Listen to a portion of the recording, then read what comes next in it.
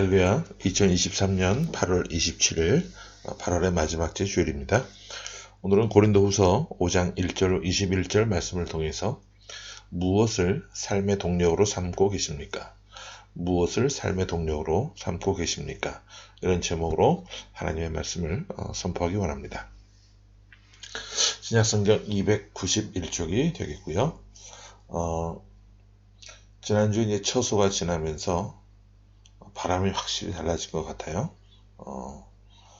더위도 많이 가시고 미지근했던 바람도 제법 서늘한 그런 바람으로 느껴지는데 또 환절기에 건강들 조심하시고 수확의 계절인 이 가을이 성큼 다가온 만큼 우리도 더 많은 열매를 맺기 위해서 무던히 애쓰고 또 노력할 수 있는 그런 귀한 모습이 되기를 소망합니다.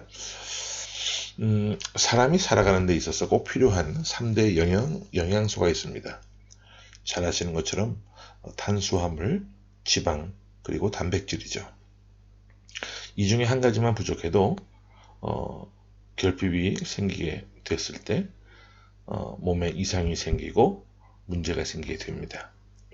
세 가지 영양소를 골고루 적절하게 공급을 받고 잘 먹고 또 적당한 운동을 할 때 사람은 건강한 삶을 살 수가 있다고 합니다. 자, 자동차 같은 경우 내연기관 자동차는 연료 탱크에 기름을 채워야만 하죠. 아무리 비싼 차라 할지라도 기름이 없다면 고철덩어리에 불과합니다. 요즘 많이 나오는 전기 자동차도 전기를 충전하고 다녀야 되는데 충전이 되어 있지 않고 방전이 되면 고철덩어리에 불과한 거예요. 움직일 수가 없는 거죠. 그런데 사람은요, 기계와 다르고 자동차와 다릅니다. 아무리 사람이 좋은 음식을 먹고 영양소가 충분히 공급이 된다 할지라도 근본적인 삶의 동력이 상실되면 움직일 수 없게 돼요. 어떤 사람은 불타는 사랑 때문에 자신의 삶이 움직이고 있다라고 말하는 사람이 있습니다. 젊은 청년들은 누군가를 향한 사랑이 자신을 움직이게 하는 근본적인 동력이라고 말하기도 하고, 승진에 목마른 직장인들은 승진의 가능성이 자신을 춤추게 하고 움직이게 한다고 말을 합니다. 자식을 끔찍이 사랑하는 부모들은 자녀가 잘 되는 것만이 자신 삶의 원동이 되고 그렇게 기쁘고 좋을 수가 없다라고 이야기하는 그런 모습도 있죠. 사람들은 다 저마다 자신이 살아가는 목적과 존재 이유가 있는데 하나님의 백성된 우리 그리스도인들은 무엇 때문에 살고 있는지 한번 질문을 해볼 수 있기를 바랍니다. 무엇이 여러분을 움직이게 하고 있고 무엇이 여러분을 춤추게 하고 뛰게 만드는 것일까요?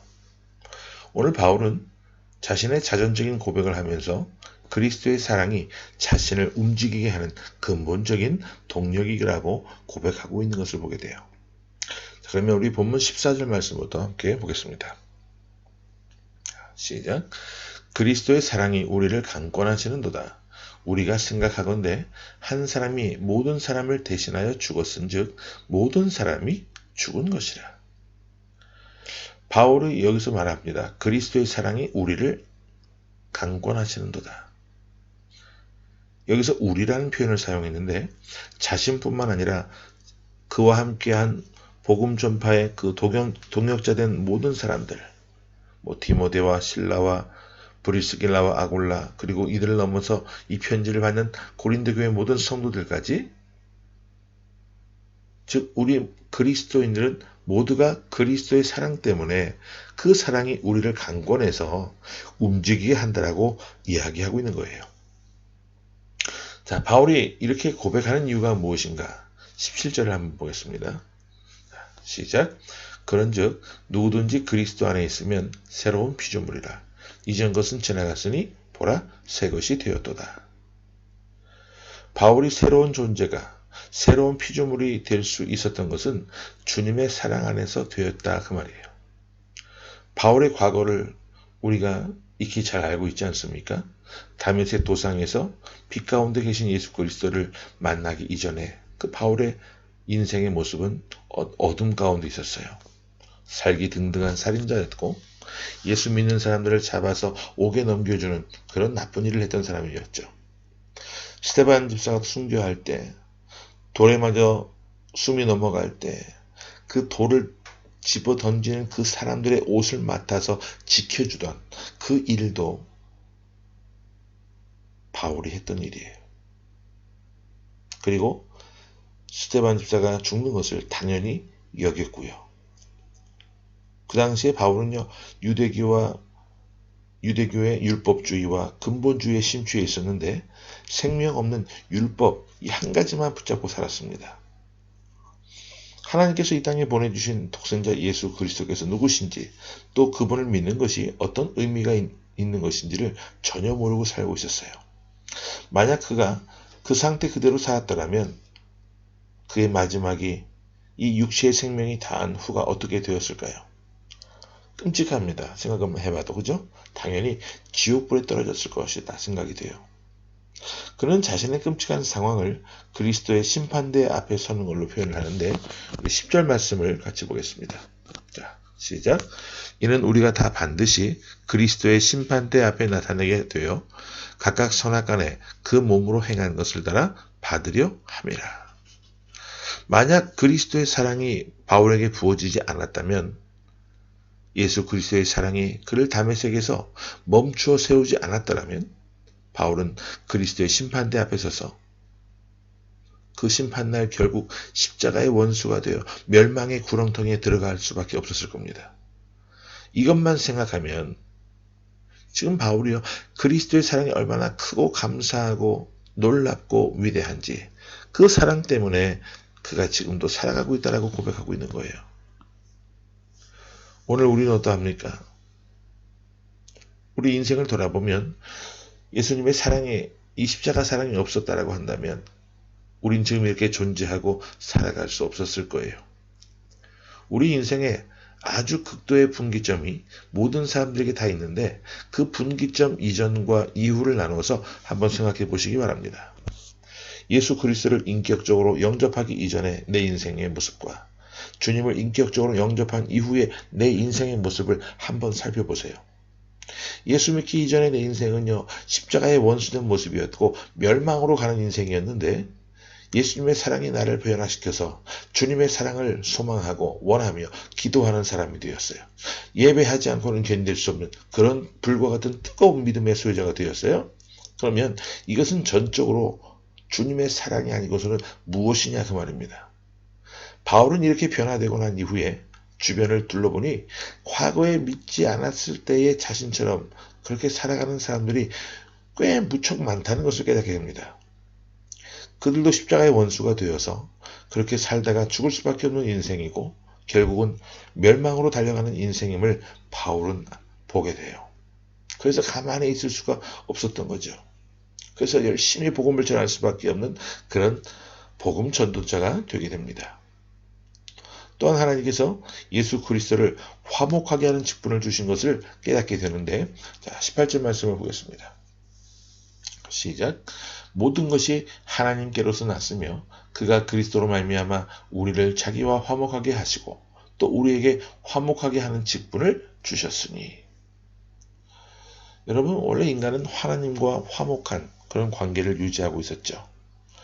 에덴 동산에서 하나님께서 아담과 하와를 지으셨을 때 그때 그들은 하나님과 전혀 거리낌이 없었습니다. 근데 어느 한순간 죄가 들어왔어요. 하나님은 그 죄를 미워하셨고 죄 때문에 인간은 하나님께로 가까이 다가갈 수가 없었습니다. 이를 안타까이 여기신 하나님께서는 화목하게 하는 직분을 가진 아들 독생자 예수 그리스도를 이 땅에 보내어 주셨습니다.